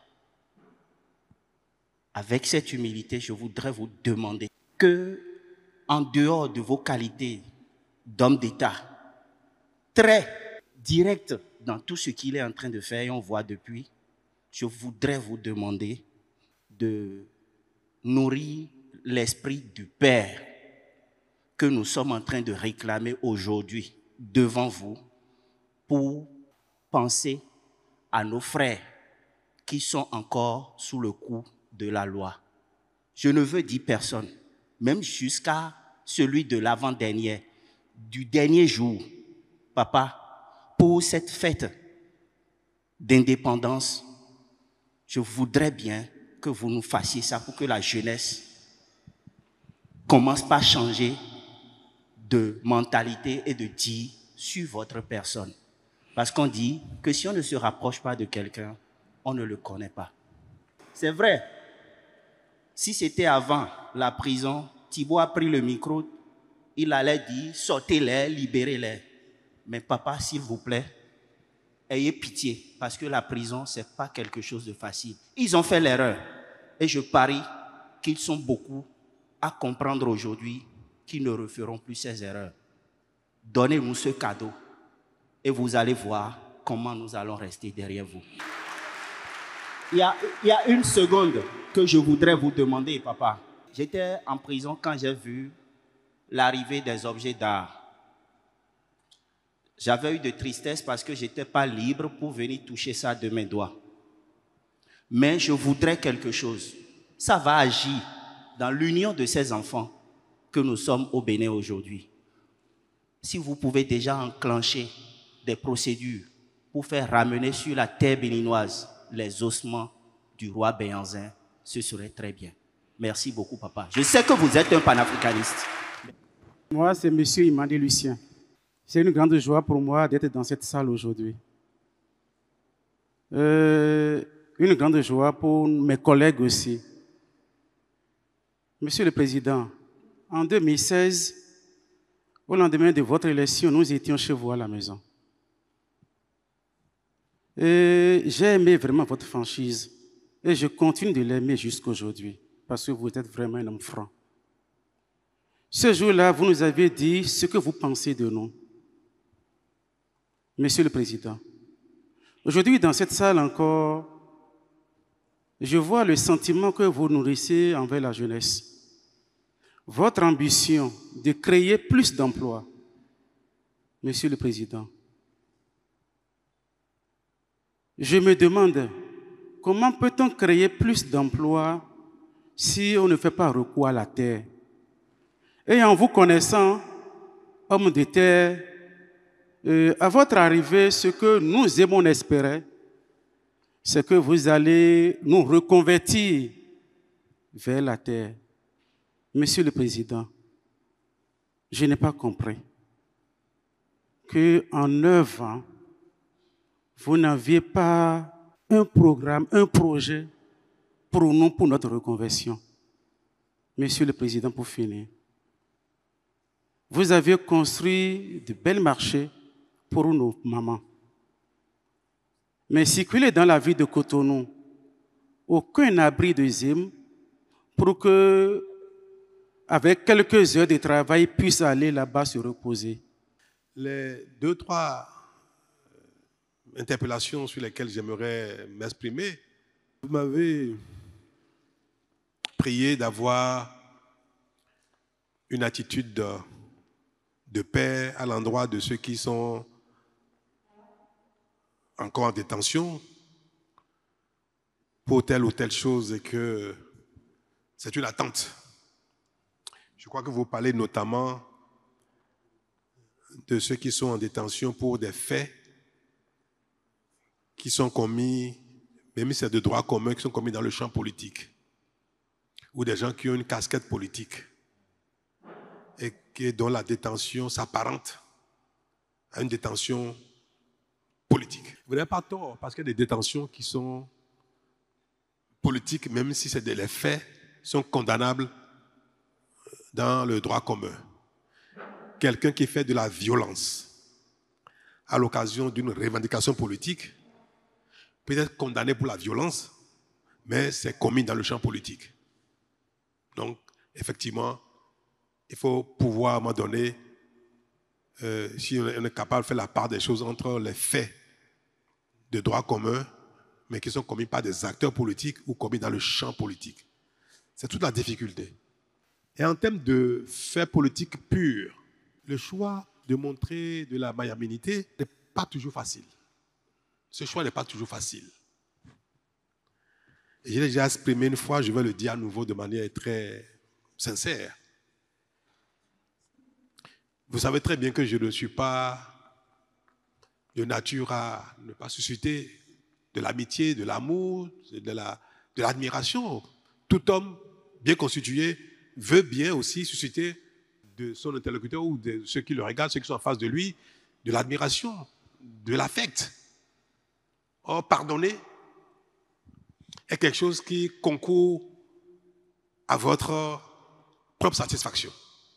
Aussi, quand on pardonne, on fait du bien à ce qu'on pardonne, mais on suscite chez l'autre également une certaine satisfaction à son propre compte. Donc, ça, le pardon a 2 intérêts. Ça sert celui qu'on a pardonné, mais ça sert soi-même aussi. Donc, je suis sensible à cela. Mais si j'ai déjà eu à gracier, j'espère que beaucoup vous n'avez pas oublié qu'il y a déjà eu des mesures de grâce dans ce champ, pour faire commune dans le champ politique. Mais est-ce qu'il faut systématiquement gracier toutes les fois qu'un délit est commis dans le champ politique? C'est toute la difficulté, la question. C'est parce que je veux qu'on m'embrasse, je veux qu'on m'aime, je veux qu'on m'applaudisse. Parce que j'ai aussi un intérêt à le faire, que je dois le faire de manière systématique. Parce que j'ai aussi à cœur de faire établir, de contribuer à l'établissement au Bénin d'un ordre conséquent.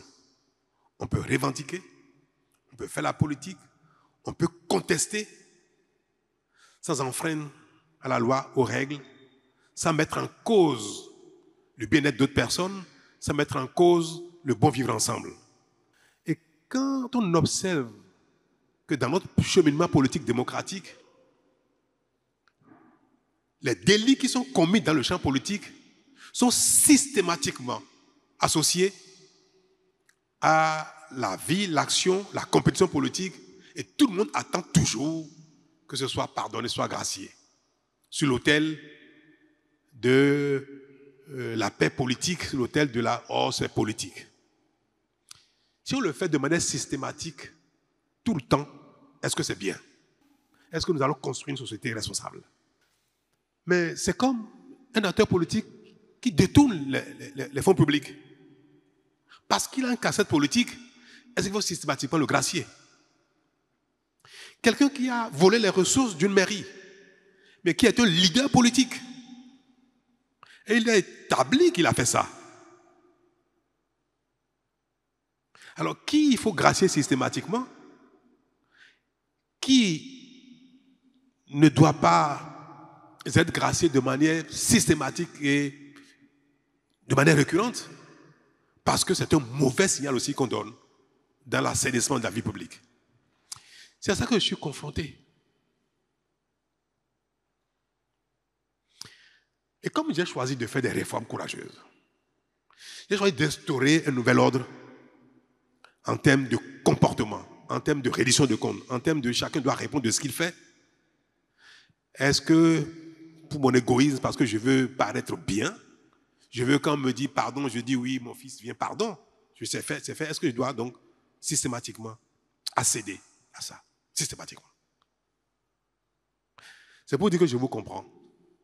Puis quand je prends acte de ce que vous avez dit, que je verrai ce qu'il faut faire, où et comment.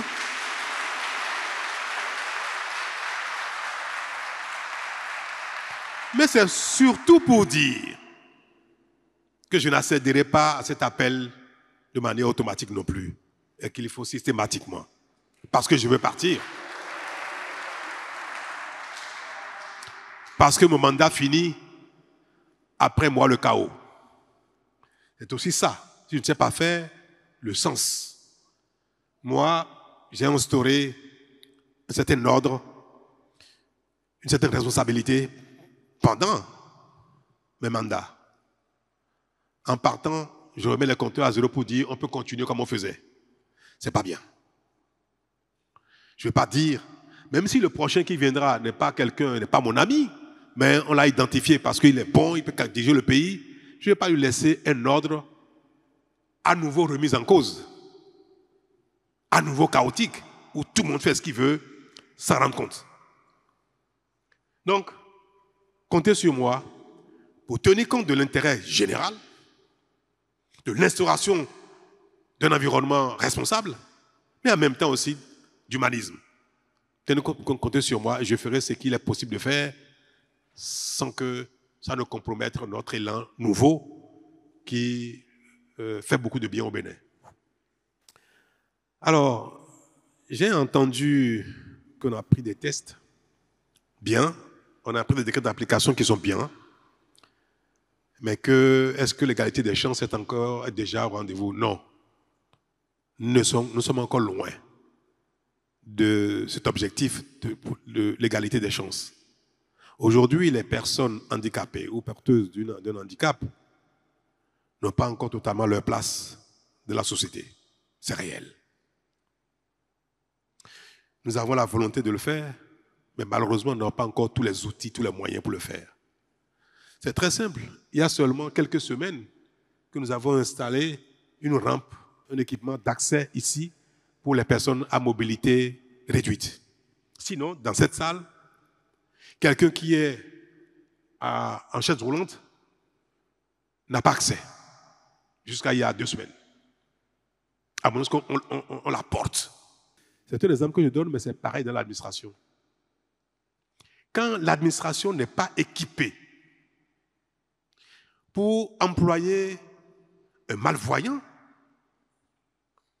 il est difficile de l'intégrer dans certaines fonctions, pas dans tout. Il y a des fonctions dans lesquelles c'est facile, même si ce n'est pas impossible. Mais aujourd'hui, il y a encore des fonctions dans lesquelles il est impossible d'utiliser un malvoyant parce que l'utilisation du braille n'est pas encore une réalité.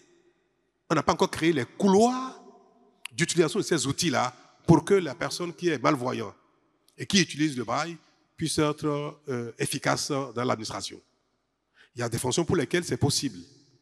Donc, toutes ces choses-là requièrent de l'investissement, du temps pour mettre nos infrastructures, nos entreprises, nos administrations à jour pour que les personnes ayant certains handicaps ne soient pas complètement à part, puissent être intégrées. On a la volonté, nous travaillons dessus petitement, mais je pense que nous y arriverons pas trop tard, mais il nous faudra un certain temps. J'ai été assez peiné de noter que pour avoir vos certificats attestant de votre handicap, cela est payant. Ça nous a échappé, mais normalement, ça doit être gratuit. Donc, vraiment, c'est une observation que je viens de noter et de faire et qui sera corrigée, ce fait sera corrigé très vite, parce que ce sont aussi les petites choses qui facilitent un peu la vie à ceux-ci qui ont déjà tant de mal à être autonomes. Et s'il faut encore que pour les services publics, ils payent autant que les autres alors qu'ils n'ont pas les mêmes chances, c'est une façon de les pénaliser une seconde fois. Donc, normalement, les actes administratifs doivent être gratuits pour les personnes ayant un certain degré de handicap. Pas tous les niveaux d'handicap, mais un certain degré. Donc, ce sera corrigé assez vite et vous ne serez plus soumis à ces paiements qui aussi sont différenciés selon la région dans laquelle nous sommes.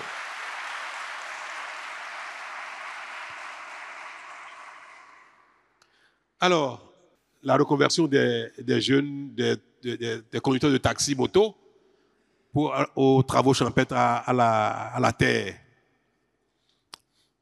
Moi, je ne suis pas favorable à ça. Vous savez que je suis direct. On ne force pas la reconversion d'un acteur économique à une autre activité économique. C'est des histoires. Ça, c'est du populisme. Quand on lance une campagne à coup de campagne médiatique, à coup de publicité, reconversion des gens, qui aime qu'on le reconvertisse si ce n'est pas son choix?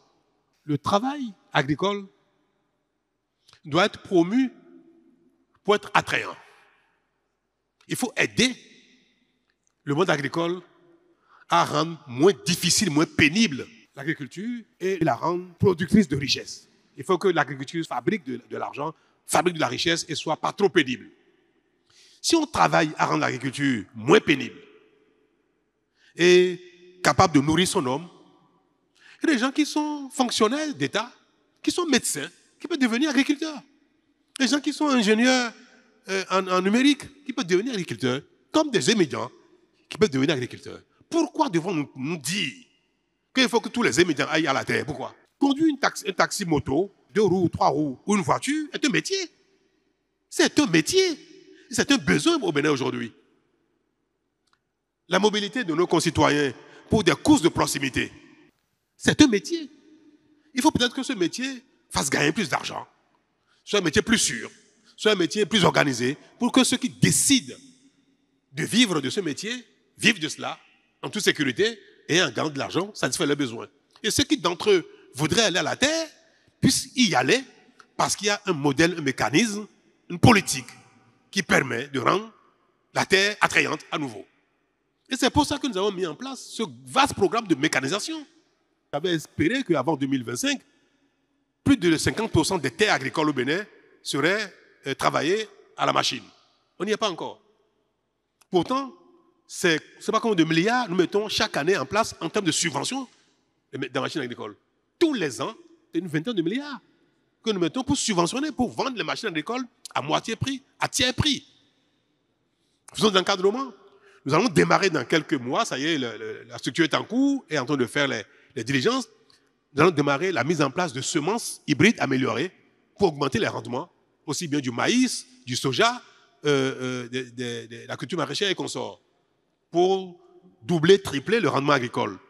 Ce qui fera que les acteurs pourront gagner plus d'argent et autres. Donc nous avons une grosse politique que nous sommes en train de mettre en place.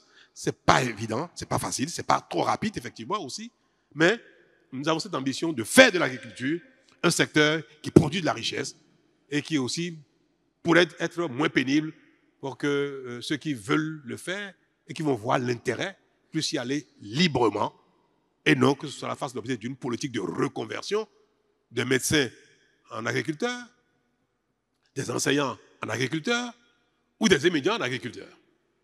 Moi, je ne stigmatise pas les étudiants pour dire qu'ils doivent arrêter et aller à la terre. Non. Alors, vous avez parlé d'abri. Peut-être que nous allons étudier la question parce que nous aimerions bien faciliter la vie à vous parce que vous avez l'impression que vous êtes un métier marginal. Qu'est-ce qu'on peut faire pour décomplexer les acteurs de taxi-moto? Si c'est des choses qu'on peut faire pour faciliter la vie, pourquoi pas? Mais en réfléchissant, comme ça à chaud, les abris, parce que c'est dur comme métier. On va réfléchir pour voir si c'est réaliste, si c'est possible d'imaginer un système d'abri public pour les conducteurs de taxi-moto. Si c'est possible, on peut intégrer ça dans un programme d'action, même si ce n'est pas fait immédiatement. Mais je prends bonne note de votre requête pour faciliter la vie aux taxi-moto. On m'a parlé de l'usine, la société sucrière de Savais. Malheureusement, après que les États du Nigeria et du Bénin ont lancé ce projet ambitieux étatique, après l'échec, l'outil a été mis en concession par les deux États, des acteurs privés, et également de manière successive, nous avons eu 2 opérateurs qui également sont tombés en faillite, ont fini par fermer. Ça donne l'impression que la production de sucre soit n'est pas appropriée dans la zone, ou bien que les acteurs n'ont jamais été performants pour le faire. Moi, je ne pense pas que la production de sucre soit quelque chose qui ne soit pas propice ou adapté pour la zone. C'est parce que les conditions n'ont jamais permis cela. Nous avons un nouveau projet qui va être déployé dans cette zone-là. Je ne voudrais pas en parler ici parce que ce n'est pas ma façon de fonctionner. C'est en cours de réflexion. Nous allons convenir avec les autorités nigérianes, puisque nous sommes toujours à 2 propriétaires du site, notamment des équipements, des actifs qui sont là, sauf la terre. Mais la terre est mise à disposition. Je pense que d'ici 2 mois, on aura fini les négociations pour que ce site-là soit requalifié donc pour le nouveau projet que nous comptons y développer. Parce que si vous faites attention, il y a eu quelques missions sur le terrain ces derniers temps. Que ce est en cours, je peux vous rassurer qu'avant que je ne passe la main, ce nouveau projet sera déjà en cours d'implantation sur le site de 3S. Nous allons aborder les questions de démocratie et de liberté. Qu'est-ce qu'il convient de corriger, de rajouter? Qu'est-ce qu'il convient de supprimer? Qu'est-ce qu'il faut faire pour que la démocratie produise des responsables capables de diriger le pays avec efficacité, capables d'instaurer un environnement sain, cohérent de gouvernance, pour que la gouvernance, qu'elle soit centrale, qu'elle soit communale, locale, décentralisée, que tout ça là mette en place un modèle de gouvernance efficace. Pour moi, la question de la démocratie ne peut s'exprimer que à travers l'atteinte des objectifs. On n'est pas souverain. On n'instaure pas un modèle de démocratie juste pour que n'importe qui exerce le pouvoir, point barre. C'est pour que n'importe qui exerce le pouvoir, mais pour l'intérêt général, en termes de développement, préservation des libertés, protection des libertés. Donc, le modèle, c'est toujours comme ça. On a pris la souveraineté, les indépendances pour ça, pour avoir notre destin et développement en main, parce qu'on estime qu'on travaillait pour les autres. Est-ce que ce parcours démocratique donne de bons signaux pour la suite en termes d'efficacité de gouvernance ou non? Si c'est non, qu'est-ce qu'il faut corriger? Qu'est-ce qui ne va pas dedans? Qu'est-ce qu'il faut rajouter? Qu'est-ce qu'il faut supprimer? Qu'est-ce qu'il faut améliorer pour que l'action publique soit efficace? Je suis Dr Ariel Arwansou, je suis médecin de formation et la directrice d'une entreprise dénommée Kea Medical, fondée depuis 2017, et nous intervenons dans le domaine de la transformation digitale du secteur de la santé. Aujourd'hui, nous sommes davantage de jeunes à entreprendre, à initier, à créer. Et il y a beaucoup de structures qui accompagnent l'amorçage au niveau de ces jeunes pousses-là, notamment l'ADPME, le programme PSIE, le label Startup, le programme Semecity et beaucoup d'autres. Mais très vite, dans la lancée, on se retrouve heurté au plafond de verre. Parce qu'après l'amorçage, il y a le vide, on tombe rapidement dans le vide. Comme vous l'aviez dit, la jeunesse béninoise regorge d'intelligence, regorge de talent, et nous avons besoin de créer notre propre Elon Musk béninois Nous avons besoin de créer notre propre Jeff Bezos béninois. Et pourquoi pas d'ici 2030, créer l'équivalent d'un Jack Ma, version féminine, qui émerge de la Silicon Valley africaine, qui va se mettre en place à Ouida. C'est bien possible, et vous savez très bien le faire, Monsieur le Président, avec tous les exemples que vous avez montrés déjà dans d'autres secteurs. Et ma proposition dans ce sens, c'est qu'il y ait un fonds souverain de propulsion et d'expansion qui soit mis en place pour investir des capitaux vraiment conséquents dans ces valeurs sûres. Je réponds au nom de Tadjoudine Ousmane. Ma question est celle-ci. Au soir des législatives de 2026, si aucune formation politique n'a pu réunir les 20% dans toute institution électorale, que va-t-il se passer? Merci beaucoup, Monsieur le Président. Monsieur le Président, je suis Eudoxie Dakpe. Monsieur le Président, ma préoccupation est celle-ci. Aujourd'hui, je n'arrive pas à comprendre pourquoi est-ce que certains considèrent notre code électoral, qui constitue notre fierté politique, comme étant une réforme chrysogène. Je vous remercie. Je suis Ezekias Biao, étudiant à l'Université de Parakou, membre de l'Union progressiste de renouveau. Monsieur le Président, je pense que l'un des grands acquis que nous avons en matière démocratique, c'est la leçon que vous êtes venu nous donner. La leçon de ne pas être un homme politique, mais un homme d'État. Pour moi, c'est un acquis à consolider. Et ma première question dans le domaine de la démocratie serait de savoir quel mécanisme, selon vous, pourrait permettre à la jeunesse béninoise que nous sommes de jouer un rôle actif et non passif dans la pérennisation des acquis démocratiques de votre gouvernance. Je vous remercie. Monsieur le Président, lorsque vous faisiez votre développement tout à l'heure, vous avez indiqué que notre pays a traversé des stades. Et donc, le stade auquel nous sommes aujourd'hui, il y a eu des réformes, et ces réformes, normalement, devraient nous permettre de conforter ou de consolider notre démocratie. À partir de 2022-2023, on a, à l'heure où je vous parle, que 3 partis politiques à l'Assemblée nationale. Et donc, la relecture du code électoral actuel, plus précisément au niveau de l'article 146 nouveau, on se rend compte que les conditions, plus précisément d'éligibilité après une élection législative, ont été corsées.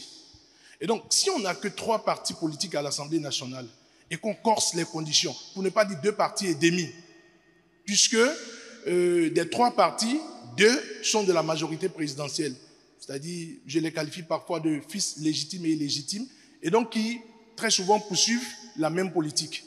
Et donc, si on corse les conditions d'éligibilité au niveau de l'Assemblée nationale, probablement un parti où on souhaiterait qu'un parti ne puisse pas avoir accès à l'Assemblée nationale. Et donc, si un parti n'a pas accès à l'Assemblée nationale, et je suppose que les 2 partis qui ont accès à l'Assemblée nationale sont de la même obédience, je ne crois pas, Monsieur le Président, que cette condition puisse, ou cet article puisse profiter ou travailler à renforcer la démocratie. Si 2 des 3 partis, c'est-à-dire 2 partis de la même obédience, au niveau des 3 partis, 2 de la même obédience arrivent à accéder au Parlement et non le 3e, sans plus sans moins, on travaille à, je vais dire, à fragiliser la démocratie qu'à renforcer la démocratie. Et donc ma question est celle-ci. Si la relecture de l'actuel code électoral a été faite, cette relecture a été faite dans le sens de renforcer la démocratie, pourquoi souhaiterait-on désormais qu'au niveau de l'Assemblée nationale, on ne puisse avoir que 2 partis ou qu'un seul parti ou que 2 partis qui parlent le même langage? C'est fondamentalement ça ma question, Monsieur le Président. Je suis Yanki Saka Sero du Parti Les Démocrates. Pour en venir à la démocratie, je pense que la démocratie voudrait quand même que le peuple ait sa souveraineté. Et au nom de cette souveraineté, elle voudrait quand même aussi qu'il y ait de la contradiction politique. Mais c'est amer de constater aujourd'hui que la contradiction, en tout cas les voix qui ne disent pas forcément, qui n'ont pas le même langage que le gouvernement, se retrouvent soit en exil, soit en prison. Ils ont évoqué le débat. Je voudrais véritablement que, pour que cette démocratie-là puisse régner, qu'on puisse véritablement laisser la contradiction régner et libérer la parole en République du Bénin. je vous ai une fois écouté parler, dire que vous êtes panafricaniste. J'ai écouté le président Macron par rapport à l'insécurité au Bénin sur l'acquisition de l'armement, qui disait que, en fait, le Bénin n'avait pas encore la possibilité d'acquérir un certain nombre de choses. Et je voudrais véritablement savoir, parce que quand je me suis renseignée, les informations que j'ai eues, c'est que on est un peu limité à cause des accords coloniaux. Et je pense que le gouvernement est une continuité, l'État est une continuité. Dès lors que vous êtes là, quelles sont les mesures que vous prenez pour que ces accords-là soient revisés et qu'on puisse véritablement avoir la liberté d'acheter, de prendre ce que nous voulons, selon les politiques que nous définissons, selon les priorités que nous avons par nous-mêmes. Je vous remercie. Merci, madame. Merci. Je voudrais commencer ma réponse par son évocation de la souveraineté. Vous avez écouté le président Macron, vous avez dit, moi je l'ai écouté aussi, mais on n'a pas la même compréhension. En termes de souveraineté, et ça c'est important, et je voudrais que la jeunesse béninoise comprenne ce mot, et utilise ce mot, pas comme malheureusement on l'entend de toutes parts, où souveraineté veut dire simplement insulter l'autre, dire qu'il y a des colons, des impérialistes partout, et que nous ne sommes pas développés à cause des autres. Je veux le dire, il faut bien le noter. Si nous ne sommes pas développés, c'est notre propre faute. Madame, si je ne sais pas développer, c'est notre propre faute. Je l'ai dit ici avec les maires, je vais vous répéter ça, je vais essayer de ne pas être long. On dénonce l'esclavage, le commerce triangulaire comme un crime. C'est un crime ce qui s'est passé. Où les forces vives du continent ont été déportées pour aller développer l'Amérique. Si l'Amérique est à son niveau de développement aujourd'hui, une bonne partie, sinon une grande partie, l'essor de ce pays est lié à la force de nos aïeuls qui sont allés travailler là-bas. Mais est-ce que vous pensez, vous croyez que tous ceux qui ont été déportés sont venus, ont été raflés par les Blancs dans les villages, dans les contrées africaines? Est-ce que ce sont les Européens, ceux qui étaient acheteurs pour amener en Amérique? Est-ce qu'ils sont venus avec fusil, aller dans nos villages pour ramasser les esclaves? La plupart ont été vendus par nous-mêmes. Donc nous sommes co-responsables, peut-être même premiers responsables de cette bêtise-là, ce crime-là. Est-ce qu'on n'était pas souverain au moment où on vendait nos parents et consorts aux Blancs qui sont installés sur les comptoirs, dans les ports? Avant les Blancs, les Européens, on a vendu nos parents aux Arabes. On n'était pas souverain? Madame, je ne veux pas juger nos ancêtres, les consorts, tout ça. Avons-nous les moyens d'acheter les armes, les munitions qu'il faut pour lutter contre le terrorisme? Qu'est-ce que ça va avec la souveraineté? Ceux qui ont chassé les Français, les Américains, les Allemands, ça y est, ils ont vaincu le terrorisme? La souveraineté, c'est la conscience qu'on a de soi. C'est la volonté qu'on a de soi à agir avec responsabilité, sans se courber devant l'autre. On peut être dans un partenariat et être souverain. On peut être dans la coopération et être souverain. Notez-le pour de bon. On n'a pas besoin de rompre tous les liens de partenariat, tous les liens de coopération, tous les liens de relations internationales pour proclamer sa souveraineté. Être souverain, c'est être capable, dans un partenariat, de défendre ses intérêts. Dans une coopération, de défendre sa position, de défendre son intérêt. Et si vous avez les moyens d'acheter des armes en Amérique, ils vont vous les vendre. Si vous avez les moyens. Si vous voulez acheter les armes en Turquie, ils vont vous les vendre. Si vous avez les moyens d'acheter en France, en Italie, en Allemagne, ils vont vous les vendre. Les gens font écoutez, le président Trump, il le dit sans gêne. Vous voulez les armes de chez moi, payez, je vais vous vendre. Ça n'a rien à voir avec la souveraineté. Maintenant, si vous voulez qu'on vous aide, qu'on vous donne, ben en ce moment, vous pouvez dire, bon, donnez-moi, mais je vais être souverain. Donnez-moi mes conditions. Les gens vous disent, payez, faites-moi ça, vous dites non, non, non, faites-moi ça, mais dans quelles conditions? Donc, le fait de solliciter l'autre en s'ignorant soi-même, en refusant de faire des efforts soi-même, peut vous amener à perdre votre souveraineté. et moi, depuis que nous sommes là, nous ne faisons rien sans regarder les autres en face dans les yeux. Rien.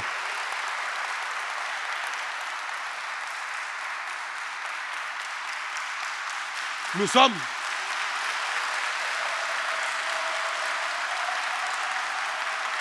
merci.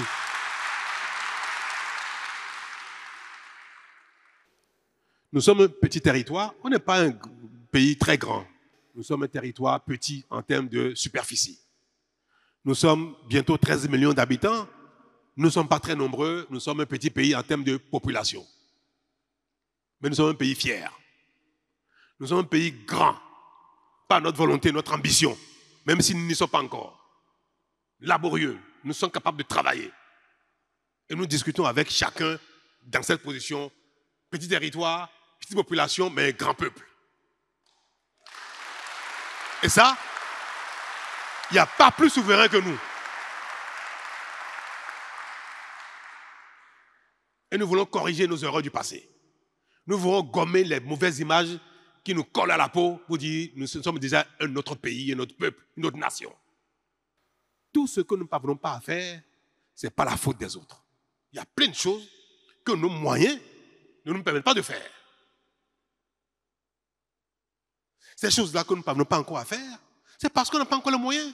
C'est parce qu'on n'y est pas encore. Mais c'est pas parce que nous sommes sous la domination de quelqu'un. Je vais venir à la question de la démocratie elle-même, parce que la question de la souveraineté est en lien direct avec la démocratie. Ce modèle-là. Le choix libre des citoyens pour ceux qui vont les gouverner. Mais nous avons dit et nous avons constaté que depuis longtemps, nous ne parvenons pas à choisir les dirigeants qu'il faut, à créer les ensembles de gouvernants pour une action publique efficace. Une fois, on a dit renouveau, renouveau, renouveau, changement, révolution, du fait que le modèle de démocratie n'a pas permis le développement. Arrive 2016. On fait le diagnostic. On constate qu'on va en politique pour voler le Bénin. On se met ensemble dans les partis politiques et consorts pour couper chacun sa part. Il y a des centaines de partis politiques. Celui qui a la charge principale, président de la République, il doit négocier avec chacun. Chaque groupe politique dit ce que je te donne pour que j'ai ton soutien. Ce qu'on te donne là, c'est quoi? La politique, c'est matériel. Donnez-moi la direction des douanes. Donnez-moi le poste de receveur de telle douane, de telle frontière. Donnez-moi le directeur des impôts. Donnez-moi le port autonome. Donc chaque groupe politique, soi-disant groupe politique, prend une part du pays pour sa poche. Et ça ne sert pas le pays, ça ne grandit pas, ça ne grandit pas, on ne faisait rien avec. Je suis arrivé en 2016, je vais donner cet exemple-là, vous le savez. Un partisan vient me voir. Monsieur le Président, donnez-moi la direction générale du port autonome de Cotonou. Et déjà en ce moment, on commençait à dire que le Bénin n'est pas un gâteau pour les partisans, pour les partis politiques. Ce n'est pas un gâteau. On ne vient pas en politique pour partager le gâteau. C'est ça qui se passait au Bénin. Je dis, mais pourquoi vous voulez être directeur général du port autonome de Cotonou? Vous avez une expertise particulière en termes de gestion des quais, des navires, de ceci et consorts, de la stratégie et consorts. Non. Il dit, mais pour moi, ta formation même ne permet pas de prendre efficacement le port. Ça fait longtemps que le port du Bénin est vraiment dans un état pas bien. Et il dit, non, monsieur le Président, je vais faire ce qu'il faut. Mais je vais vous promettre quelque chose. Si vous me donnez le port, pour chaque élection communale, législative, présidentielle, tout ça, dans ma localité, je ne vous demanderai pas un sou. Vous ne me donnerez plus un franc, je m'occupe de ma zone sans vous solliciter et nous gagnerons toutes les élections dans ma localité. J'ai dit, c'est pour ça que vous voulez être DG du port? Oh, j'ai dit, mon cher ami, tu es disqualifié sur le champ.